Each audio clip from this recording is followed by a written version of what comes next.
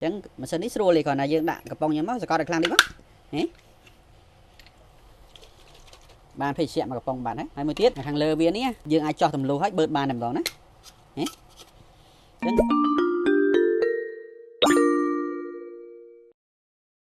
Stay bong phone ở ngày nayยังធ្វើវីដេអូមួយជាមួយនឹងម៉ាស៊ីនកាប់កម្របកំប៉ុងណាម៉ាស៊ីននេះអត់ប្រើភ្លើងទេគឺយើងគ្រាន់តែសកត់កម្របកំប៉ុងហើយនឹងកំប៉ុងវានឹងជាប់គ្នាណាហើយកម្របកំប៉ុងនេះហើយនឹងកម្របកំប៉ុងដែលប្រវៃឬក៏ប្រើភ្លើងកំប៉ុងអត់ត្រូវគ្នាទេអញ្ចឹងកំប៉ុងសម្រាប់កាប់យើងទិញកំប៉ុងសម្រាប់កាប់អញ្ចឹងសម្រាប់បងប្អូនដែលទិញយកទៅប្រើប្រាស់ខ្ញុំប្រាប់មុនហើយគីឡូពេលយើងទិញកំប៉ុងសម្រាប់កាប់ប៉ុន្តែបែរទៅយកដាក់ម៉ាស៊ីនសកត់វាអត់ជាប់ទេណាអញ្ចឹងនេះយើងសាកមើលអានេះขนาด330ណាអញ្ចឹងម៉ាស៊ីននេះស្រួលទេគ្រាន់តែយើងដាក់កំប៉ុងញ៉ាំមកសកត់ឲ្យខ្លាំងតិចមកបានភេសជ្ជៈមកកំប៉ុងបាន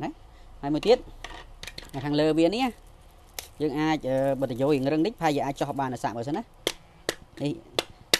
នេះយោតុនក៏យើងអាចចោះបានដែរយើងអាចចោះទម្លុះហើយបឺតបានតែម្ដងណា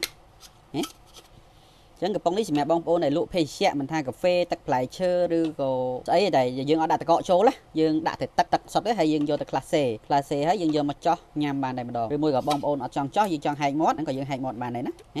ចឹងកម្របនេះគឺយើងប្រើបានពីរមុខងារណាយើងហែកមាត់ឲ្យធំក៏បានយើងចោះហើយយើងញ៉ាំក៏បានតែបើសិនជាយើងមានដាក់ផ្លែឈើដាក់អីចូលដល់យើងហែកមាត់ទៅយើងដួសផ្លែឈើចេញមកបានចឹងណាចឹងសម្រាប់ម៉ាស៊ីន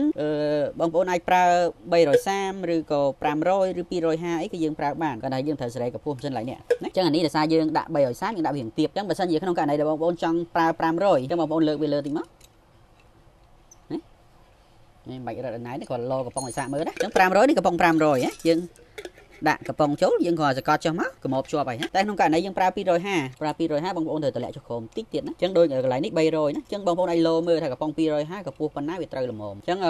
យើងសេរីកម្ពស់ម៉ាស៊ីនទៅតាមកម្ពស់កំប៉ុងដែលយើងប្រើចឹងគាត់ថាបើសិនជាយើងដូរកំប៉ុង250ផង500ផងពេលយើងសេរីនេះយើងយូរតិចអញ្ចឹងបើសិនជាពេលបងប្អូនលក់ភេសជ្ជៈយើងប្រហែលអត់មានពេលអង្គុយសេរីអញ្ចឹងយើងត្រូវមានម៉ាស៊ីនមួយសម្រាប់350ម៉ាស៊ីនមួយសម្រាប់500ម៉ាស៊ីនមួយសម្រាប់250អញ្ចឹងណាតែដោយសារម៉ាស៊ីននេះវាអត់ប្រើភ្លើងអញ្ចឹងបងប្អូនលក់ដូរនៅកន្លែងដែលអត់មានភ្លើងយើងមានភេសជ្ជៈយើងដាក់ចូលយើងកាប់មាត់ស្រួលណាស្រួលអញ្ចឹងបងប្អូនដែលមានតម្រូវការមិនថាកំប៉ុងកាប់មាត់ម៉ាស៊ីនកាប់មាត់ឬក៏ម៉ាស៊ីនសកត់យើងមានទាំងអស់ណាទាំងមានអូតូក៏មានដែរតែនេះប្រើដៃហើយយើងសកត់អញ្ចឹងដែលបងប្អូនដែលមានតម្រូវការចាំតាក់ទងមកពេកដើម្បីព័ត៌មានថែមបានសូមអរគុណ